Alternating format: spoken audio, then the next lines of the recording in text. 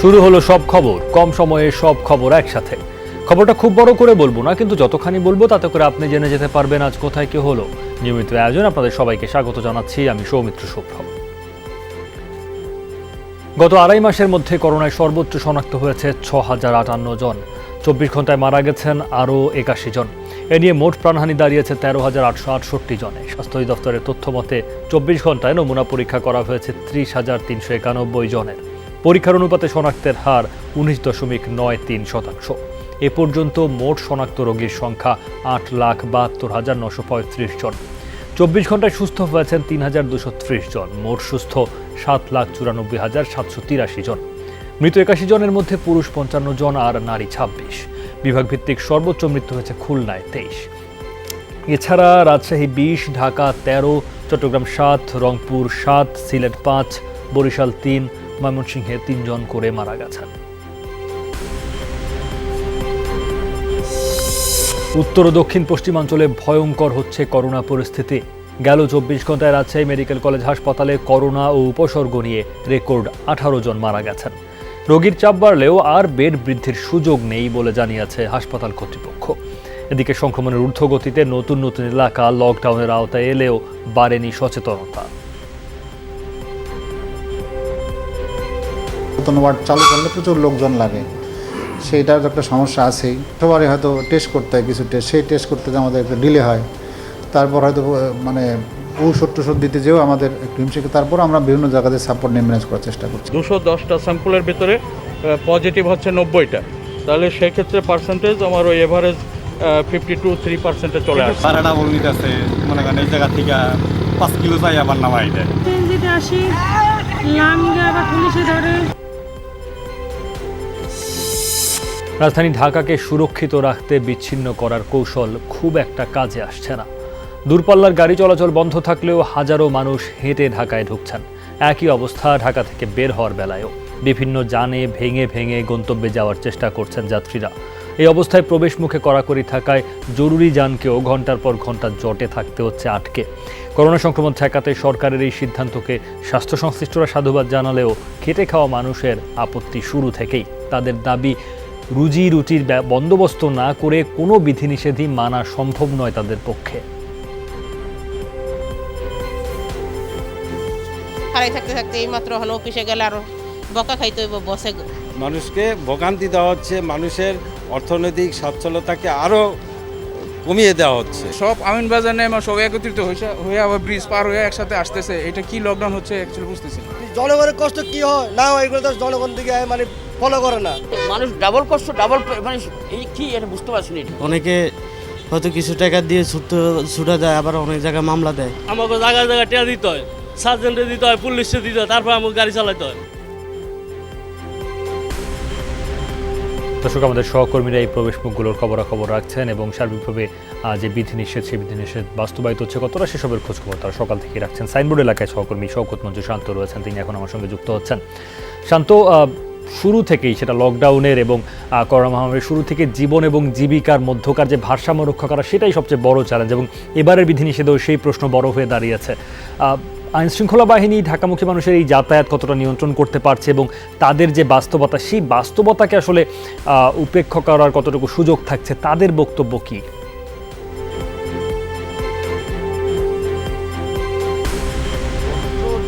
প্রয়োজন কখনো নিয়ম মানে না, সেই চিত্রটি কিন্তু আমরা এই গত 2-3 দিন ধরে দেখছি।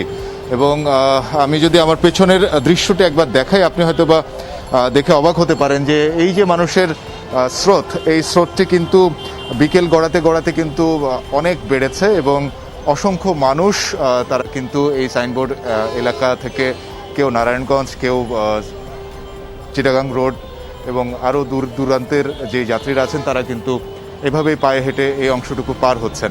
এবং ঠিক এর পাশের অংশটিতে গাড়িগুলো থামিয়ে দেওয়া হচ্ছে। পুলিশ সদস্যরা যারা আছেন, ট্রাফিক পুলিশ যারা আছেন, তারা কিন্তু গাড়ি থামিয়ে দিচ্ছেন এবং যাত্রীরা এখান থেকে নেমেই পরবর্তীতে যে জটলাটা আমরা দেখতে পাচ্ছি সেখানে গিয়ে কিন্তু তারা যে যানবাহন পাওয়া, সেই যানবাহন কিন্তু পাচ্ছেন না। এবং এই সুযোগেই কিন্তু তাদের কাছ থেকে চড়া মূল্যে অল্প দূরত্ব নিয়ে যাওয়ার জন্য যেই ছোট ছোট যানবাহনগুলো আছে সেগুলো কিন্তু তাদেরকে অনেকটা বাধ্যই করছে।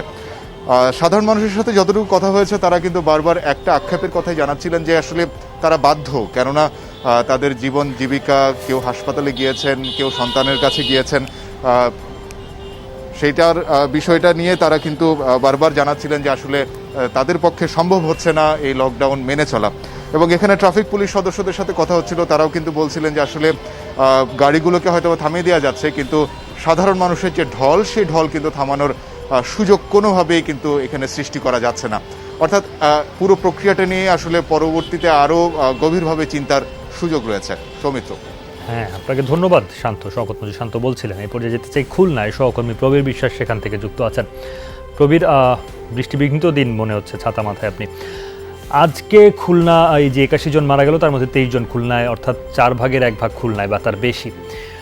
সংশ্লিষ্টরা কি বলছেন এবং এই যে একটা বাস্তবতা, এই বাস্তবতা সেখানকার যারা স্বাস্থ্য সংশ্লিষ্ট রয়েছেন, স্বাস্থ্য সেবা দেওয়ার সঙ্গে যারা জড়িত তারা এবং যারা খেটে খাওয়া মানুষ বা যারা মানে একেবারেই কর্মব্যস্ত দিন এনে দিন খাওয়া মানুষ, তাদেরকে মুখোমুখি দাঁড় করাচ্ছে কিনা প্রতিক্রিয়ার দিক থেকে?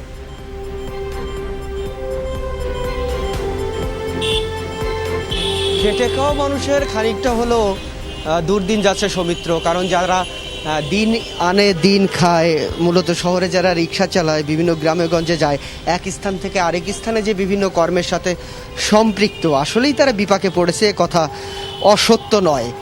অপরদিকে খুলনাতে গত 15 দিন ধরে যে ক্রমবর্ধমান হারে করোনায় শনাক্তের সংখ্যা, হাসপাতালে রোগীর সংখ্যা, একইভাবে করোনা আক্রান্ত হয়ে মৃতের সংখ্যা এবং উপসর্গ নিয়ে মৃতের সংখ্যা, এই 4টা সংখ্যাই কিন্তু বৃদ্ধিতে রয়েছে।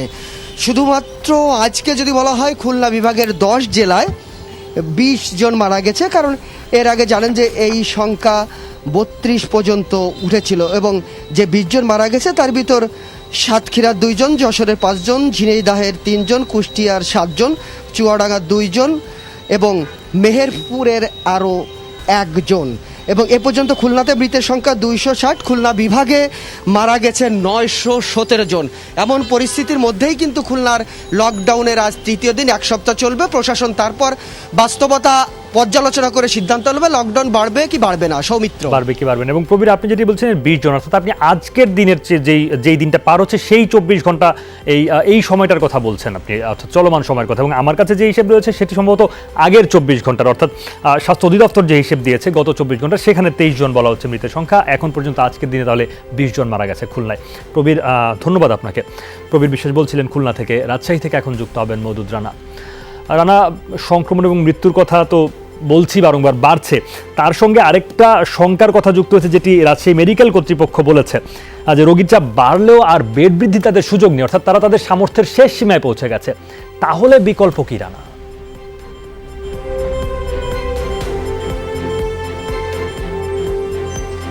সৌমিত্র, এটা নিয়ে কথা বলেছিলাম আর হাসপাতালের যিনি পরিচালক রয়েছেন তিনি আমাদেরকে যেটি বলছেন যে এখন পর্যন্ত 3টি ধাপে 12টি ওয়ার্ড তারা নতুন করে সংযোজন করেছেন এবং তারা যেটি বলছেন এর ফলে 357 জনের চিকিৎসা দেওয়া সম্ভব হচ্ছে। রাজশাহী মেডিকেল কলেজ হাসপাতালে আজও 400 উপরে রোগী ভর্তি রয়েছেন, যারা অতিরিক্ত রোগী হিসেবে রয়েছেন তাদেরকে বিভিন্নভাবে ম্যানেজ করা হচ্ছে, অর্থাৎ ওয়ার্ডের বাইরে তাদেরকে বেড দিয়ে মেঝেতে দিয়ে তাদের চিকিৎসা দেওয়া হচ্ছে। সেক্ষেত্রে সবচেয়ে বড় প্রতিবন্ধকতা যে অক্সিজেনের যে নিরবিচ্ছিন্ন ব্যাপার সেটি আসলে কোনোভাবেই করা যাচ্ছে না। এর কারণ হচ্ছে যে কেন্দ্রীয় অক্সিজেন রয়েছে সেগুলো আসলে বেডের সাথে সংযুক্ত, এর বাইরে যাদেরকে বাইরে রাখা হচ্ছে তাদের অক্সিজেন যে কনসেন্ট্রেটর অথবা যে সিলিন্ডার রয়েছে সেই সিলিন্ডারের মাধ্যমে দিতে হচ্ছে। তো হাসপাতাল কর্তৃপক্ষ বলছেন যে তারা চেষ্টা করবেন যে হয়তো আরও 2-1টি সাধারণ ওয়ার্ড, সেই ওয়ার্ডগুলো খালি করবেন, খালি করার পরে যদি রাখা যায় সেটি তারা করবেন। এর বাইরে যে ডেন্টাল ইউনিট বা সদর হাসপাতাল রয়েছে সেখানে আসলে দ্রুত রোগী শিফট করা যায় কিনা রাজশাহী মেডিকেল কলেজ হাসপাতাল থেকে সেটি তারা চিন্তা ভাবনা করছে। সৌমিত্র। আচ্ছা রানা, ধন্যবাদ আপনাকে। বিদেশগামী কর্মীদের ভ্যাকসিন দিতে না পারায় দিনে কোয়ারেন্টাইন বাবদ ব্যয় হচ্ছে অন্তত 100 কোটি টাকা। সেই হিসেবে 1 মাসে দেশ থেকে বেরিয়ে গেছে প্রায় 3000 কোটি টাকা। এতে অর্থনৈতিক ক্ষতির পাশাপাশি সংকটে পড়ছে প্রবাসী পরিবারগুলো। সামনের দিনে ভ্যাকসিন ছাড়া কাজ পাওয়া কঠিন হবে তাদের। নতুন করে কর্মী নেওয়া শুরু করার আগেই প্রবাসীদের সংশ্লিষ্ট দেশের অনুমোদিত ভ্যাকসিন দিতে হবে। এজন্য প্রবাসী কল্যাণ মন্ত্রণালয়কেই উদ্যোগ নেওয়ার পরামর্শ বিশ্লেষকদের। ভ্যাকসিন দেওয়ার জন্য যদি সরকারে কোনো কিছু করে তাহলে আমাদের প্রবাসীদের জন্য অনেকটা ভালো হবে। বাংলাদেশে আসলে যদি সমস্যা হবে তাহলে আমরা সত্যি থেকে বাংলাদেশে আসতাম না। এটা এখন আমাদের উপর দিয়ে ঝামেলা চাপা দিছে, এটা এখন আমরা কি করব? আগস্ট মাসের ভিতরে আমরা বাংলাদেশের যাইতে হবে, না যাইতে হলে আমাদের কোম্পানিও নিবে না, বহন করবে না। আমরা যদি আমাদের টাকাও যদি নেয় আমরা ভ্যাকসিনটা কিনে নিব সরকার থেকে, কিন্তু এই পুরো প্রক্রিয়াটা হতে হবে সরকারের মাধ্যমে। টিকিটের দাম 70,000 টাকা, আবার একটা ভ্যাকসিনের জন্য 7 দিনের কোয়ারেন্টাইন 70,000 টাকা, প্রায় 1.5 লক্ষ টাকা আমার এখানেই খরচ হয়ে যাচ্ছে। তার ভ্যাকসিনটা যদি অ্যাভেলেবেল থাকতো, অন পেমেন্টেও ভ্যাকসিনটা আমার মনে হয় দেওয়া যেতে পারে। প্রবাসীরা যেন একেবারেই টিকা পায়, সেইটা আমাদের যখনই সে স্মার্ট কার্ডটা নেবে যে কোনো দেশে যাওয়ার জন্য, তখনই আমাকে তার টিকার আওতায় নিয়ে আসতে হবে, যেন তার অবশ্যই টিকা পাওয়ার সুযোগ থাকে। করোনার ভ্যাকসিন নিয়ে ধনী দেশগুলো রাজনীতি করছে বলে মন্তব্য করেছেন প্রবাসী কল্যাণমন্ত্রী ইমরান আহমদ। দুপুরে ওয়েজ আর্নার্স কল্যাণ বোর্ডের উদ্যোগে সৌদি আরবে হোটেল কোয়ারেন্টাইন খরচ বাবদ বিশেষ আর্থিক সহায়তা প্রদান অনুষ্ঠানে এ কথা বলেন তিনি। মন্ত্রী বলেন, বিশ্ব স্বাস্থ্য সংস্থা চায়না ভ্যাকসিনের স্বীকৃতি দিলেও সৌদি আরব এই টিকা গ্রহণের সনদ গ্রহণ করছে না। চায়না টিকার সার্টিফিকেট গ্রহণে তাদের সাথে কূটনৈতিক তৎপরতা চালানো হচ্ছে। প্রবাসী কল্যাণমন্ত্রী জানান, শ্রমিকদের অ্যাস্ট্রাজেনেকা বা জনসনের 1 ডোজ টিকা দিয়ে পাঠাতে পারলে সৌদিতে দ্বিতীয়টি নেয়ার সুযোগ রয়েছে। তবে টিকার প্রাপ্যতা না থাকা এখন তো সেটাও সম্ভব হচ্ছে না।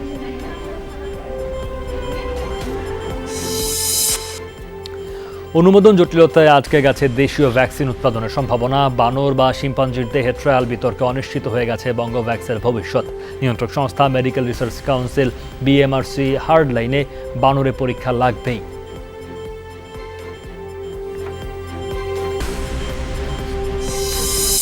কোরবানির পশু অনলাইনে ক্রয় বিক্রয় উৎসাহিত করা হবে। নৌযান ও ট্রাকে চাঁদাবাজি বন্ধে নজরদারি থাকবে বলে জানিয়েছেন স্বরাষ্ট্রমন্ত্রী আসাদুজ্জামান খান। দুপুরে সচিবালয়ে ঈদুল আজহা উপলক্ষে আইনশৃঙ্খলা সংক্রান্ত বৈঠক শেষে তিনি একথা জানান। বলেন, চামড়া পাচার ও সিন্ডিকেট দমনে কাজ করবে আইনশৃঙ্খলা বাহিনী।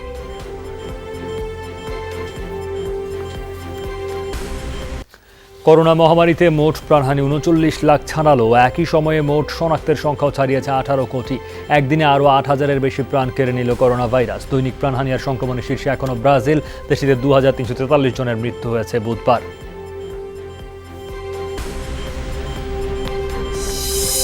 করোনা পরীক্ষার তথ্য গোপন করা ইন্দোনেশিয়ার প্রভাবশালী এক ধর্মীয় নেতার 4 বছরের জেল হয়েছে। বৃহস্পতিবার এই দণ্ড ঘোষণা করে জাকার্তার আদালত। বলা হয়, পরীক্ষায় মোহাম্মদ রিজিক শিহাব নামের ওই ধর্মীয় নেতার করোনা পজিটিভ হয়, কিন্তু ভক্ত সমর্থকদের কাছে তা গোপন করে সভা সমাবেশ চালিয়ে যান তিনি। এমনকি হাসপাতালে ভর্তি হওয়ার পরও ভিডিও বার্তায় জানান তার কিছুই হয়নি। রাষ্ট্রপক্ষের অভিযোগের মাধ্যমে ভক্তদের বিভ্রান্ত করেছেন তিনি। ব্রাজিলে করোনার ভয়াবহতা এবং লকডাউনের সমর্থনে কথা বলায় এক সাংবাদিকের বাড়িতে অগ্নিসংযোগ করেছে প্রেসিডেন্ট বলসোনারোর সমর্থকরা। হোসে আন্তোনিও নামের ওই সিনিয়র সাংবাদিকের সাও পাওলোর বাড়িতে গেল 17 মার্চ আগুন লাগে। শুরুতে বিষয়টিকে সাধারণ দুর্ঘটনা ভাবা হচ্ছিল, তবে পাশের বাড়ির সিসিটিভি ফুটেজ দেখে গোয়েন্দারা নিশ্চিত হন এটা নাশকতা।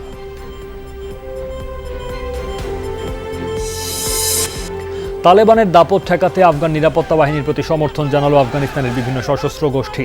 বুধবার কাবুলের উত্তরাঞ্চলে তারা বিশাল শোডাউন করে। মে মাস থেকে আফগানিস্তান ছাড়ছে মার্কিন ও ন্যাটো বহর। 11 সেপ্টেম্বরের মধ্যে শেষ হবে সেনা প্রত্যাহারের এই প্রক্রিয়া। তারই সুযোগে গেল 2 মাসে 1/2 জেলার নিয়ন্ত্রণ নিয়েছে তালেবান।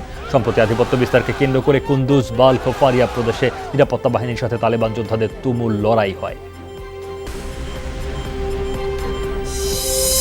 পাকিস্তানের লাহোরে বোমা হামলায় প্রাণ গেছে শিশুসহ 4 জনের। বুধবারের ঘটনায় আহত হয়েছে 3 শিশুসহ আরও 14 জন। নিহত শিশুটির বয়স 4 বছর। স্থানীয় হাসপাতালে চিকিৎসা চলছে আহতদের। 5 বছর বয়সী এক শিশুসহ বেশ কয়েকজনের পরিস্থিতি আশঙ্কাজনক।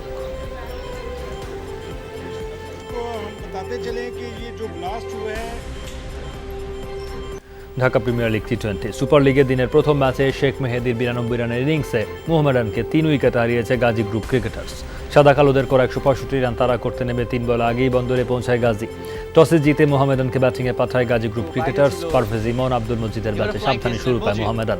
ইমন 41, ইরফান শুক্কুর 28 আর শেষ দিকে 31 বলে শুভাগত হোম চৌধুরীর 59 রানে ভর করে 165 রানের লড়াকু পুঁজি পায় মোহামেডান। জবাবে সৌম্য সরকারকে সাথে নিয়ে 41 রানের জুটি করেন শেখ মেহেদী। সৌম্য 22, শাহাদাত 2 আর মুমিনুল রিয়াদ 8 রান করে ফিলে বিপদে পড়ে গাজী গ্রুপ ক্রিকেটার্স। তবে মেহেদীর 92 রানে ভর করে 3 উইকেটের জয় তুলে নেয় গাজী।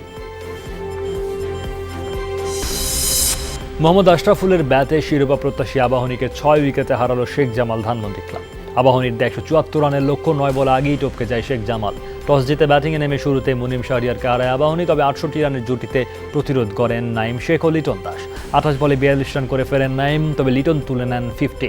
শেষ দিকে মোসাদ্দেকের 16 আর আফিফের 19 রানে 173 রানের লড়াকু পুঁজি পায় আকাশী নীলরা। লিটন দাস 51 বলে করেন 70 রান, জবাবে 2 রানেই ফেরে শেখ জামাল ওপেনার সৈকত আলী। বেশিক্ষণ স্থায়ী হননি ইমরুল কায়েসও, তবে স্রোতের বিপরীতে 50 তুলে নেন মোহাম্মদ আশরাফুল। শেষ পর্যন্ত নাসির 36 ও সোহান 36 এবং জিয়াউর রহমানের 9 বলে 22 রানের ইনিংসে জয় পায় শেখ জামাল। ম্যাচ শেষে আশরাফুল 48 বলে করেন অপরাজিত 72 রান। এএফসি নারী এশিয়ান কাপের বাছাই পর্বে নিজেদের গ্রুপের ম্যাচের আয়োজক হতে যাচ্ছে বাংলাদেশ। বৃহস্পতিবার কুয়ালালামপুরে অনুষ্ঠিত ড্রয় গ্রুপ জিতে বাংলাদেশের প্রতিপক্ষ হিসেবে পেয়েছে জর্ডান ও ইরান, যে গ্রুপের ম্যাচগুলো আয়োজন করবে বাংলাদেশ।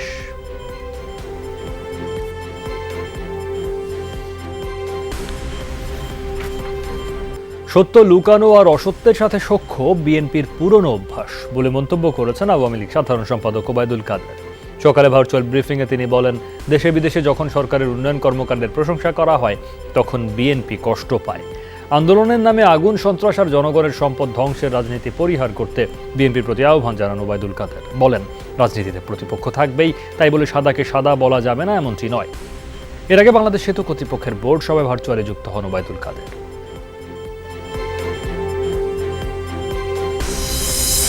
রাজধানীতে পানির দাম বৃদ্ধির প্রতিবাদ জানিয়ে ওয়াসার এমডির কাছে স্মারকলিপি দিয়েছে ঢাকা মহানগর এমডি বরাবর স্মারকলিপি দিয়েছে ঢাকা মহানগর বিএনপি। সকালে ঢাকা মহানগর উত্তর ও দক্ষিণ বিএনপি নেতারা ওয়াসা ভবনে গিয়ে কর্তৃপক্ষের কাছে স্মারকলিপি পৌঁছে দেন। স্মারকলিপিতে বলা হয়, করোনা মহামারীতে বেকার ও দারিদ্র্য বেড়েছে। এই সিদ্ধান্তকে অমানবিক, অযৌক্তিক ও গণবিরোধী বলেও মনে করেন মহানগর বিএনপির নেতারা। পানির দাম বৃদ্ধির সিদ্ধান্ত বাতিল করে নগরবাসীর জন্য নিরবচ্ছিন্ন, নিরাপদ ও সুপেয় পানি সরবরাহের জোর দাবি জানান তারা। রাজধানীতে রুট পারমিট ছাড়া 1646টি বাস চলাচল করছে। এগুলোর বিরুদ্ধে 1 জুলাই থেকে 2 মাস ব্যাপী অভিযান শুরু হবে। ঢাকায় নতুন বাস রুট চালুর প্রক্রিয়া হিসেবে 1 জুলাই থেকে রুট পারমিট ছাড়া বাস চলতে দেয়া হবে না। বাস রুট রেশনালাইজেশন নিয়ে নিয়মিত বৈঠক শেষে কথা জানান ঢাকার 2 মেয়র। সভায় জানানো হয়, 7 সেপ্টেম্বর থেকে ঢাকায় ঘাটারচর টু কাঁচপুর রুটে বাস চলাচল শুরু হবে। সেনাবাহিনী প্রধান হিসেবে দায়িত্ব গ্রহণ করেছেন জেনারেল এস.এম. শফিউদ্দিন আহমেদ। সকালে গণভবনে সেনাপ্রধান হিসেবে তাকে জেনারেল র্যাঙ্ক ব্যাজ পরানো হয়। প্রধানমন্ত্রী শেখ হাসিনার উপস্থিতিতে তাকে ব্যাজ পরান নৌ ও বিমান বাহিনী প্রধান। এ সময় নবনিযুক্ত সেনাপ্রধানকে ফুল দিয়ে অভিনন্দন জানান প্রধানমন্ত্রী শেখ হাসিনা। এরপর সেনা সদরে পৌঁছালে তাকে স্বাগত জানান সদ্য বিদায়ী সেনাপ্রধান জেনারেল আজিজ আহমেদ সহ ঊর্ধ্বতন কর্মকর্তারা। আনুষ্ঠানিকভাবে নতুন সেনাপ্রধানকে দায়িত্ব বুঝিয়ে দেন বিদায়ী সেনাপ্রধান। তাৎক্ষণিক প্রতিক্রিয়ায় সেনাপ্রধান বলেন, মুজিব শতবর্ষে সেনাপ্রধানের দায়িত্ব পাওয়া তাৎপর্যপূর্ণ। প্রথাগত চ্যালেঞ্জ মোকাবেলায় বাংলাদেশ সেনাবাহিনী কাজ করে যাবে।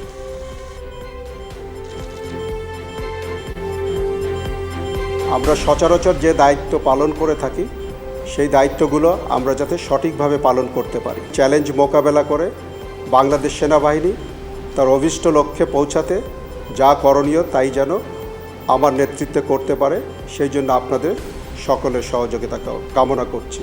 সেনাবাহিনী সম্বন্ধে যা কিছু জনগণের জানার আগ্রহ আছে সেগুলো আমরা জানাবো। শিখা অনির্বাণে পুষ্পস্তবক অর্পণ করেছেন বিদায়ী সেনাপ্রধান জেনারেল আজিজ আহমেদ। এ সময় সেনাবাহিনীর উচ্চপদস্থ কর্মকর্তারাও উপস্থিত ছিলেন। পরে সেনাকুঞ্জে জেনারেল আজিজ আহমেদকে রাষ্ট্রীয় সম্মাননা জানানো হয়। সম্মাননা শেষে বিদায়ী গার্ড পরিদর্শন করেন জেনারেল আজিজ আহমেদ। সব আনুষ্ঠানিকতা শেষে একটি গাছের চারা রোপণ করেন তিনি। পরে সামরিক রীতিতে কর্মকর্তারা বিদায় জানান জেনারেল আজিজ আহমেদকে। কক্সবাজারে অবসরপ্রাপ্ত মেজর সিনহা হত্যা মামলার চার্জশিটভুক্ত পলাতক আসামি টেকনাফ থানার বরখাস্তকৃত কনস্টেবল সাগর দেব আদালতে আত্মসমর্পণ করেছেন। দুপুরে জেলা ও দায়রা জজ আদালতে আত্মসমর্পণ করে জামিন চান সাগর দেব। বিচারক মোহাম্মদ ইসমাইল জামিন আবেদন নামঞ্জুর করে তাকে কারাগারে পাঠানোর নির্দেশ দেন। সেই সাথে 27 জুন মামলার চার্জ গঠনের দিন ধার্য করেন। এখন পর্যন্ত সিনহা হত্যা মামলায় গ্রেপ্তারকৃত 14 আসামির মধ্যে টেকনাফ থানার সাবেক ওসি প্রদীপ কুমার দাস ও কনস্টেবল রুবেল শর্মা ছাড়া 12 জনই আদালতে স্বীকারোক্তিমূলক জবানবন্দি দিয়েছে। যুদ্ধজাহাজকে ধাওয়ার ঘটনা ঘিরে উত্তেজনা ছড়িয়েছে রাশিয়া ও ব্রিটেনের মধ্যে। বুধবার জলসীমা লঙ্ঘন করে royal navy destroyer HMS defender এমনটা অভিযোগ। রুশ প্রতিরক্ষা মন্ত্রণালয়ের গুলি ছুঁড়ে সতর্ক করার পরও না মানলে বিমান থেকে ফেলা হয় 4টি বোমা। অভিযোগ, প্রভাব বিস্তারের উদ্দেশ্যে এই অঞ্চলটিতে টহল মহড়া বাড়াচ্ছে ন্যাটো। যদিও এই অভিযোগ সাফ অস্বীকার করেছে লন্ডন। তাদের জোরালো দাবি, আন্তর্জাতিক জলসীমাতেই ছিল জাহাজ, আর রাশিয়ার পক্ষ থেকেও আসেনি সতর্কতা। লাইভ অনুষ্ঠান চলাকালে ভূমিকম্পে কেঁপে উঠল টেলিভিশনের স্টুডিও। ভার্চুয়ালি যুক্ত হওয়া গেস্টের বাড়িও নড়ে চড়ে উঠতে দেখা গেল। মঙ্গলবার মধ্য আমেরিকার দেশ পেরুতে তৈরি হয় এমন পরিস্থিতি। এদিন স্থানীয় সময় রাত 8টার দিকে 6 মাত্রার এই শক্তিশালী ভূমিকম্প আঘাত হানে দেশটিতে। ঠিক ওই সময় আমেরিকা টিভি স্টেশনে চলছিল লাইভ সাক্ষাৎকার অনুষ্ঠান। কম্পন টের পেয়ে ভয় পেলেও বুদ্ধিমত্তার সাথে পরিস্থিতি সামলে নেন উপস্থাপিকা। সবাইকে শান্ত থাকার আহ্বান জানান তিনি। ভূমিকম্পের পর বাড়িঘর ছেড়ে দৌড়ে রাস্তায় নেমে আসে সাধারণ মানুষ। চূড়ান্ত হয়েছে ইউরোর শেষ 16 লাইন আপ, যেখানে 6 গ্রুপের চ্যাম্পিয়ন ও রানার্স আপ 12 দলের সঙ্গে নকআউট পর্বে পা রেখেছে আরও 4 দল। গ্রুপ পর্বে সেরা তৃতীয় হওয়া 4টি দল হলো পর্তুগাল, ইউক্রেন, সুইজারল্যান্ড ও চেক প্রজাতন্ত্র। শেষ 16র কঠিন 2 লড়াইয়ে বেলজিয়ামের প্রতিপক্ষ পর্তুগাল আর জার্মানি লড়বে ইংল্যান্ডের বিপক্ষে। আগামী 26, 27, 28, 29 জুন অনুষ্ঠিত হবে রাউন্ড অফ 16-এর এই পর্বের লড়াই। প্রথম দিনে অনুষ্ঠিত হবে ইতালি, অস্ট্রিয়া ও Denmark Wales match. 27 June Belgium Portugal লড়াইয়ের পাশাপাশি হবে নেদারল্যান্ডস চেক প্রজাতন্ত্র match. 28 June Croatia Spain big ম্যাচের দিনে লড়বে ফ্রান্স ও সুইজারল্যান্ড। রাউন্ড অফ 16-এর শেষ দিন অনুষ্ঠিত হবে সুইডেন, ইউক্রেন ও ইংল্যান্ড জার্মানি ম্যাচ। সব খবর চলছে চেক প্রজাতন্ত্র match. 28 June Croatia Spain big ম্যাচের দিনে লড়বে ফ্রান্স ও সুইজারল্যান্ড। রাউন্ড অফ 16-এর শেষ দিন অনুষ্ঠিত হবে সুইডেন, ইউক্রেন ও ইংল্যান্ড জার্মানি ম্যাচ। করোনার দাপটে কমে গেছে কারখানার উৎপাদন সক্ষমতা। রফতানিমুখী শিল্প ছেড়ে অপ্রাতিষ্ঠানিক খাতে চলে গেছেন অনেক শ্রমিক। এই হ্রাস না টানলে মহামারীর পর অর্থনীতি পুনরুদ্ধার কঠিন হবে। সকালে business initiative leading development build আয়োজিত ওয়েবিনারে এসব আলোচনা হয়। গবেষকরা বলেন, মধ্যবিত্তের জন্য আকর্ষণীয় কোনো প্যাকেজ নেই অর্থনীতিতে। শুধু অর্থের প্রবাহ বাড়িয়ে তাদের জীবনযাপন সহজ করা যাবে না। পরিকল্পনা মন্ত্রী এম এ মান্নান বলেন, বিদেশি বিনিয়োগের পাশাপাশি স্থানীয় উদ্যোক্তাদের উৎসাহিত করা হচ্ছে। অনলাইনে ক্রয় আদেশ অনুযায়ী পণ্য সরবরাহের পর ক্রেতার অর্থ ছাড় করা হবে। এই পেমেন্ট গেটওয়ে নিশ্চিত করবে বাংলাদেশ ব্যাংক। বিকেলে বাণিজ্য সচিব তপন কান্তি ঘোষের সভাপতিত্বে অনুষ্ঠিত সভায় এই সিদ্ধান্ত নেওয়া হয়। এতে অংশ নেন বাংলাদেশ ব্যাংক, রাজস্ব বোর্ড এবং ই কমার্সের নেতৃবৃন্দ। সভায় অনলাইনে পণ্য কিনতে নগদ লেনদেন না করার অনুরোধ জানানো হয়। ই কমার্সের সঙ্গে ক্রেডিট, ডেবিট ও প্রিপেইড কার্ডের পাশাপাশি মোবাইল ফিনান্সিয়াল সার্ভিস ব্যবহারের তাগিদ উঠে আসে। সভা শেষে ডব্লিউটিও মহাপরিচালক হাফিজুর রহমান জানান, ক্রেতার অর্থ ছাড়ের জন্য মানসম্মত পদ্ধতি প্রণয়ন করা হচ্ছে। ব্যাংকগুলোকে তা অনুসরণ করার জন্য নির্দেশনা পাঠানো হবে। বাংলাদেশ ব্যাংকের মাধ্যমে একটা এসক্রো সার্ভিস ডেভেলপ করা হবে খুব ইমিডিয়েটলি, যাতে পেমেন্টটা পণ্য ডেলিভারির আগে না হয়।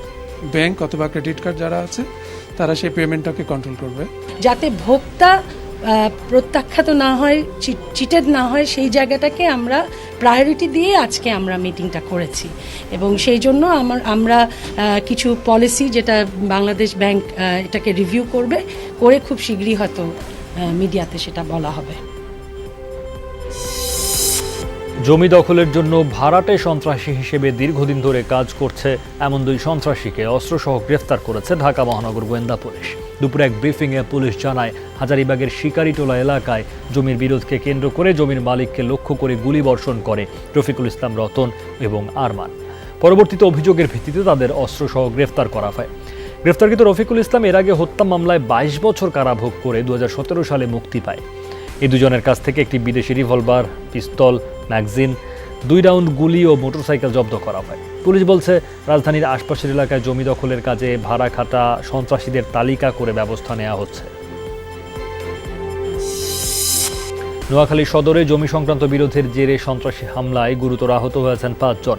আহতরা জানান, পৌরসভার কদমতলী গ্যারেজের সামনে 4 লেনের জমি সংক্রান্ত বিরোধের জেরে তাদের ওপর হামলা চালায় স্থানীয় সন্ত্রাসী মনির ও ফয়েজের নেতৃত্বে একদল সন্ত্রাসী। এ সময় ফিরোজ ইসলাম বাচ্চু, মাহফুজুর রহমান জুয়েল সহ 5 জনকে কুপিয়ে গুরুতর আহত করে তারা। পরে আহতদের উদ্ধার করে নোয়াখালী সদর হাসপাতালে ভর্তি করেন স্থানীয়রা। এই ঘটনায় মনির উদ্দিনকে প্রধান আসামি করে অজ্ঞাত 4-5 জনের বিরুদ্ধে মামলা হয়েছে।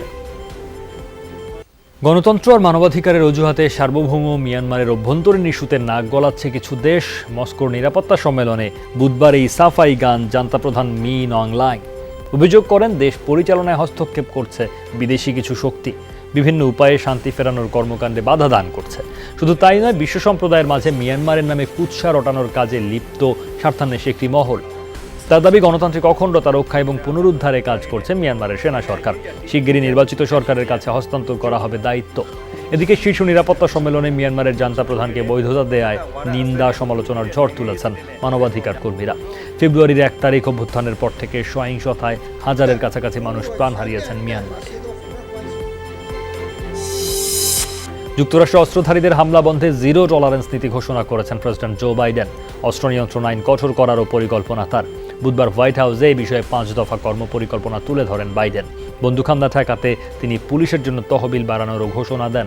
এমনকি অপরাধপ্রবণ এলাকায় পুলিশের জন্য করোনা তহবিলের অর্থ ব্যবহার করা যাবে। আগ্রাসী অস্ত্র ব্যবসায়ী ও অস্ত্র চোরাকারবারীদের বিরুদ্ধে কঠোর হওয়ারও সিদ্ধান্ত নিয়েছেন প্রেসিডেন্ট। সম্প্রতি যুক্তরাষ্ট্রে আশঙ্কাজনক হারে বেড়েছে গুলির ঘটনা। 2019 সালের তুলনায় 2020 সালে খুন বেড়েছে 25%। ধারণা করা হচ্ছে মধ্যবর্তী নির্বাচনে আইনশৃঙ্খলা পরিস্থিতিকে বড় ইস্যু করবে রিপাবলিকানরা। বাইডেনের আহ্বান, সন্ত্রাস ঠেকাতে দলমত নির্বিশেষে এগিয়ে আসতে হবে। 35তম বছরে পা রাখলেন আর্জেন্টিনা ও বার্সেলোনা তারকা লিওনেল মেসি। 1987 সালের এই দিনে আর্জেন্টিনায় জন্মগ্রহণ করেন এই ফুটবল জাদুকর। ক্যারিয়ারে অসংখ্য অর্জনের সাক্ষী LM10। ক্লাব ক্যারিয়ারের পুরোটাই কাটিয়েছেন স্প্যানিশ ক্লাব বার্সেলোনার হয়ে। চ্যাম্পিয়ন্স ট্রফি, লিগ শিরোপা সহ জিতেছেন অসংখ্য ট্রফি। এছাড়া 6টি ইউরোপিয়ান গোল্ডেন শু সহ জিতেছেন রেকর্ড 6টি ব্যালন ডিওর। তবে মেসির আক্ষেপ জাতীয় দলের হয়ে কোনো শিরোপা জিততে না পারার। এখন পর্যন্ত আর্জেন্টিনার হয়ে একটি বিশ্বকাপ সহ 4টি টুর্নামেন্টের ফাইনাল খেললেও শিরোপা জেতা হয়নি। এবার 35তম জন্মদিনে কাটুক সেই অপেক্ষা। কোপা আমেরিকার শিরোপা জিতে আক্ষেপ ঘুচুক লিওনেল মেসির। স্প্যানিশ গণমাধ্যমের গুঞ্জন, সকল জল্পনা কল্পনার অবসান ঘটিয়ে মেসির সাথে 2 বছরের জন্য চুক্তি নবায়নের বিষয়টি চূড়ান্ত করেছে বার্সেলোনা। চলতি মৌসুমের শেষে মেসির সঙ্গে বার্সার চুক্তির মেয়াদ শেষ। নতুন চুক্তি নিয়ে আরও 4 মুহূর্তেই নাকি মেসি জানিয়ে দিয়েছেন অর্থ নয়, বার্সাকে আরও সাফল্য পাইয়ে দিতেই তিনি স্পেনে থেকে যেতে চান। বার্সেলোনার প্রেসিডেন্ট লাপোর্তা মনে করেন অন্য কোথাও আরও ভালো অর্থের প্রস্তাব থাকলেও মেসি বার্সাতেই রয়ে যাবেন। ছাড়াও 700 মিলিয়ন পাউন্ডে মেসিকে দলে টানার বিষয়টিও খুব সহজ হবে না বলেও মনে করেন তিনি। 30 জুনের পর মেসি বার্সার পুরনো চুক্তি থাকছে না। মুক্ত মেসির নতুন কোনো ক্লাবে যাওয়ার সুযোগ থাকলেও মেসি তার প্রাণের ক্লাব বার্সাতেই থেকে যাবেন বলে বিশ্বাস বার্সা সভাপতি লাপোর্তার। করোনা সংক্রমণ নিয়ন্ত্রণে সারা দেশে কমপক্ষে 14 দিন সম্পূর্ণ শাটডাউন করার সুপারিশ করেছে কোভিড-19 সংক্রান্ত জাতীয় কারিগরি পরামর্শ কমিটি। বিকেলে এক প্রেস বিজ্ঞপ্তিতে এই পরামর্শ দেয়া হয়। করোনা সংক্রমণ বৃদ্ধির বিষয়ে বুধবার রাতে বৈঠক করে পরামর্শ কমিটি। ভারতের শীর্ষস্থানীয় বিশেষজ্ঞদের সাথে আলোচনা করে টেকনিক্যাল টিম। বিজ্ঞপ্তিতে বলা হয়, জরুরি সেবা ছাড়া যানবাহন, অফিস আদালত সহ সবকিছু বন্ধ রাখা জরুরি। এই ব্যবস্থা কঠোরভাবে পালন করতে না পারলে যত প্রস্তুতি থাকুক স্বাস্থ্য ব্যবস্থা অপ্রতুল হয়ে পড়বে। এবং এই যে পরামর্শ টেকনিক্যাল কমিটির এবং জাতীয় পরামর্শ কমিটি, তাদের সেই পরামর্শকে বিবেচনায় রেখে ইতোমধ্যেই যেটি জনপ্রশাসন প্রতিমন্ত্রী আমাদের জানিয়েছেন, আমাদের সহকর্মীকে জানিয়েছেন যে সারা দেশে সংক্রমণ মোকাবেলায় সারা দেশেই শাটডাউন করার প্রস্তুতি সরকারের আছে এবং গেলবারের চেয়ে কঠোর বিধিনিষেধ এবার হতে পারে। এবং যদি সেই বাস্তবতা তৈরি হয় তাহলে তারা সেদিকে যেতে পারেন অল্প দিনের মধ্যেই।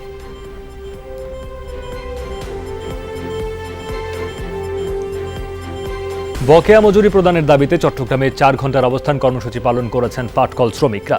আমিন জুট মিল গেটের সামনে বিক্ষোভ করেন তারা। বলেন, বারবার আশ্বাস দিয়েও দাবি মানছে না কর্তৃপক্ষ। 1 বছর ধরে বিক্ষোভ, মিছিল, সমাবেশ, সড়ক অবরোধ, বিজেএমসি ঘেরাও, নানা কর্মসূচির পরও কর্তৃপক্ষের নীরবতায় ক্ষুব্ধ শ্রমিকরা। দাবি আদায় না হলে আরও কঠোর কর্মসূচির হুমকি দেন তারা। গেল বছর জুলাইয়ে সরকারি সিদ্ধান্তের পর থেকেই বন্ধ চট্টগ্রামের 9টি পাটকল।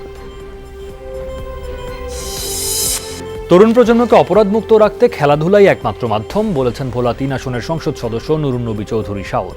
সকালে লালমোহন সজীব অজেদ জয় ডিজিটাল পার্ক মাঠে মাসব্যাপী অনূর্ধ্ব 8 ও 16 শিশু কিশোরদের ক্রীড়া প্রশিক্ষণ ক্যাম্পিং উদ্বোধনের সময় এসব কথা বলেন তিনি।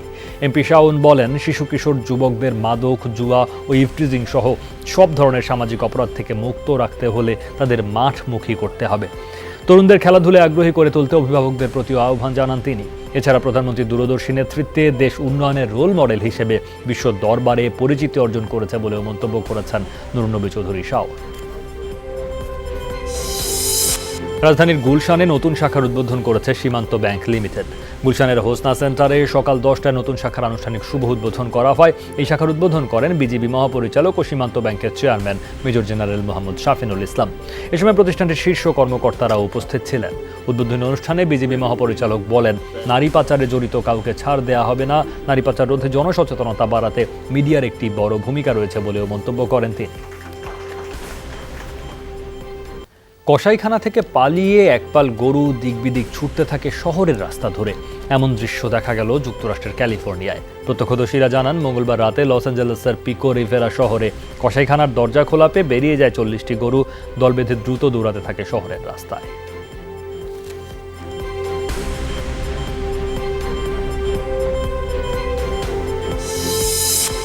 ফ্রান্সে গাঁজা বিক্রি অবৈধ নয়, বুধবার এই রায় দিয়েছে দেশটির সর্বোচ্চ আদালত।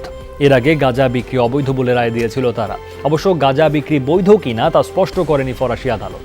গত বছর দেশটির একটি রায় নিয়ে দ্বিমত চলছিল ইউরোপীয় ইউনিয়নের আদালতের সাথে, যাতে নির্দেশনা ছিল সদস্য কোনো দেশে বৈধভাবে উৎপাদিত গাঁজা বিক্রি নিষিদ্ধ করতে পারবে না অন্য সদস্যরা। ফ্রান্সে গাঁজার বিক্রি বেআইনি হলেও ইউরোপের সর্বোচ্চ ভোক্তা ফরাসিরা। উইন্ডিজ ক্রিকেট বোর্ডের পরিচালক হলেন সাবেক ক্যারিবীয় অধিনায়ক ড্যারেন সামি। ক্রিকেট ওয়েস্ট ইন্ডিজের পরিচালক হিসেবে দায়িত্ব পাওয়াকে বড় সুযোগ হিসেবে দেখছেন এই ক্যারিবীয় কিংবদন্তি। এই ছিল এখনকার সব খবর। এতক্ষণ আমাদের সাথে থাকার জন্য সবাইকে ধন্যবাদ।